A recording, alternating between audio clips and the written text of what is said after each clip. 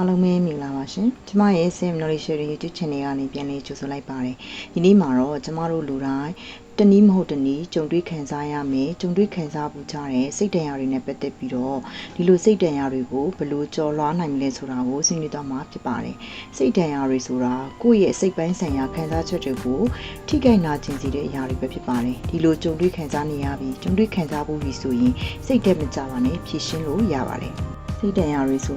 ပုံစံမျိုးမျိုးနဲ့ကြုံတွေ့ခံစားရနိုင်ပါတယ်မိတ်ဆွေတို့ကိုယ်တိုင်ပဲဖြစ်ဖြစ်မိတ်ဆွေတို့ပတ်ဝန်းကျင်မှာရှိတဲ့ချစ်ခင်ရတဲ့သူတွေပဲဖြစ်ဖြစ်ဒီစိတ်ဒဏ်ရာတွေကိုကြုံတွေ့ခံစားနေရပြီဆိုလို့ရှိရင်ခံစားရတဲ့သူတွေက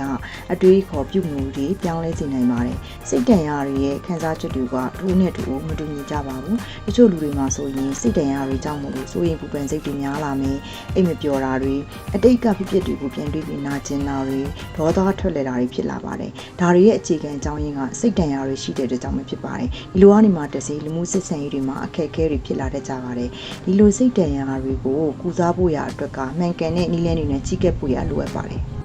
ဒါကြောင့်မလို့ဒီလိုစိတ်ဒဏ်ရာတွေကိုကုစားဖို့ရနည်းလမ်းတွေကိုကျွန်မအနေနဲ့မျှဝေပေးခြင်းဖြစ်ပါတယ်ဒါကြောင့်ကျွန်မရဲ့ဗီဒီယိုလေးကိုဆုံးဖြတ်ကြည့်ပေးကြဖို့လည်းကြံပြုလိုက်ပါတယ်ကဲလို့ကျွန်မရဲ့ channel လေးကို like and subscribe မလုပ်ရသေးဘူးဆိုရင်လည်း like and subscribe လုပ်ပေးကြပါလို့ထပ်မံကြံပြုပါတယ်ရှင်ဒီလိုဆိုရင်စလိုက်ကြရအောင်ပါနံပါတ်1အကြောင်းအရာကတော့စိတ်ဒဏ်ရာတွေကိုကုစားဖို့ရအတွက်ကကိုယ်တိုင်ကပွန့်ပွန့်လင်းလင်းပြပြဖို့လိုအပ်ပါတယ်ကိုဂီးဆိုင်မယ်ကိုခံစားနေရတာတွေကိုစိတ်ပူနေရတာစိတ်ဖြီးစည်းနေရတာတွေကို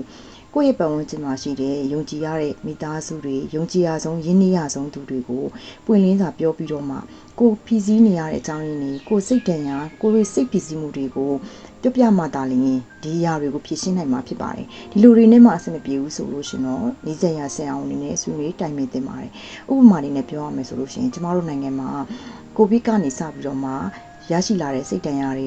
တမျိုးအဲ့ဒီကနေမှတစင်နိုင်ငံရေးမတည်ငြိမ်မှုတွေအဲ့ဒီကနေမှတစင်ခုလိုတဘာဝကပ်ပြီးတွေကစိတ်ဒဏ်ရာပေါင်းစုံခံစားကြရတဲ့အချိန်မှာကျမတို့မှာနာကျင်စရာတွေစိတ်ဖိစီးမှုတွေစိတ်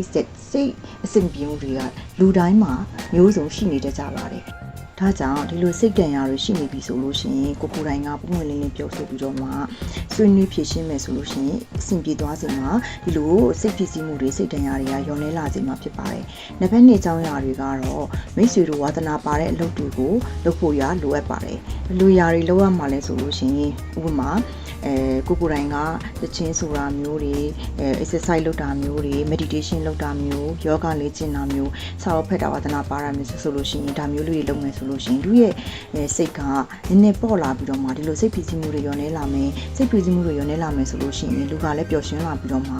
ှစိတ်ဒဏ်ရာတွေကလည်းရောနေလာစေမှာဖြစ်ပါတယ်နောက်တစ်ချက်ကတော့မိမိရဲ့ပတ်ဝန်းကျင်မှာရှိတဲ့လူတွေနဲ့ပေါင်းသင်းဆက်ဆံတဲ့အခါမှာကိုကအကောင်းမြင်စိတ်ရှိတဲ့သူတွေနားမှာနေလို့ရှိရင်ကိုယ့်ရဲ့စိတ်ကလေးကကြည်လင်းနေမယ်။ဒါကြောင့်မို့အကောင်းမြင်စိတ်ရှိတဲ့သူတွေနားမှာပဲရွေးပြီးတော့မှပို့ပြီးတော့မှနေထိုင်သင့်ပါတယ်။တစ်ဖက်သားကိုပဲအပြစ်မြင်တတ်တဲ့လူတွေအမြဲတမ်းပဲ negative ဘက်ကကြည့်တဲ့လူတွေနားမှာကိုကနေပြစ်နေမယ်ဆိုရင်ကိုယ့်ရဲ့စိတ်ခံကိုယ်ရဲ့စိတ်တန်ရာတွေရှိနေတဲ့အခါမှာကိုယ်တိုင်ကလည်းစိတ်ကနောက်ကျညင်နှွမ်းစီပြီးတော့မှသူတို့လိုမျိုးပဲပို့ပြီးတော့ negative ဘက်ကိုရောက်သွားပြီးတော့မှမိမိရဲ့စိတ်တန်ရာတွေကပို့ပြီးဆိုးစေပါတယ်။ဒါကြောင့်မလို့ကိုယ်တိုင်ကဒီလိုမျိုးpositive ဘက်မှာနေတဲ့လူတွေအကောင်းမြင်စိတ်လေးနဲ့ဖြစ်တွေ့တတ်တဲ့ပတ်ဝန်းကျင်မှာရွေးပြီးတော့နေထိုင်သင့်ပါတယ်။ဒါတွေအပြင်ဘာတွေလုပ်ဖို့လိုသေးလဲဆိုလို့ရှိရင်မိမိကိုယ်တိုင်ကဒီလိုမျိုးစိတ်ဒဏ်ရာတွေရှိနေပြီဆိုလို့ရှိရင်ပွင့်လင်းစွာပြောဆိုပြီးတော့မှအခုညီသူများရှိရနေရယူဖို့ရလိုအပ်ပါတယ်။ဒါတွေကိုရှင်းနေစရာမလိုပါဘူးကိုယ်တိုင်ကစိတ်ဖြီးစည်းနေပြီစိတ်တန်ရာတွေရနေပြီဆိုလို့ရှိရင်ဒီစိတ်တန်ရာတွေရောနေဖို့ရအတွက်က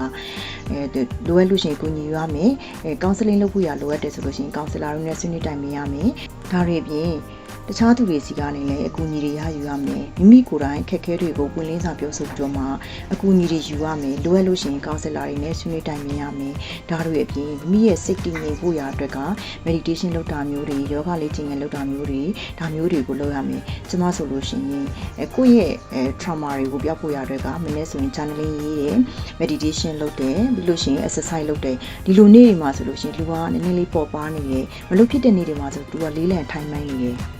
ကျမကတော့ကျမရဲ့စိတ်ပီစီမှုတွေစိတ်တန်ရာတွေကိုဒီလိုနည်းတွေနဲ့short ချပစ်ပါတယ်မိတ်ဆွေတို့လည်းကျမလိုမျိုးပဲစိတ်တန်ရာတွေစိတ်ပီစီမှုတွေကိုဒီလိုနည်းတွေနဲ့ short ချမယ်ဆိုလို့ရှိရင်မိတ်ဆွေတို့တဲ့အဆင်ပြေမယ်စိတ်ပီစီမှုစိတ်တန်ရာတွေရောနားမယ်လို့ကျမအနေနဲ့ယုံကြည်ပါတယ်ဒါကြောင့်မလို့ကျမရဲ့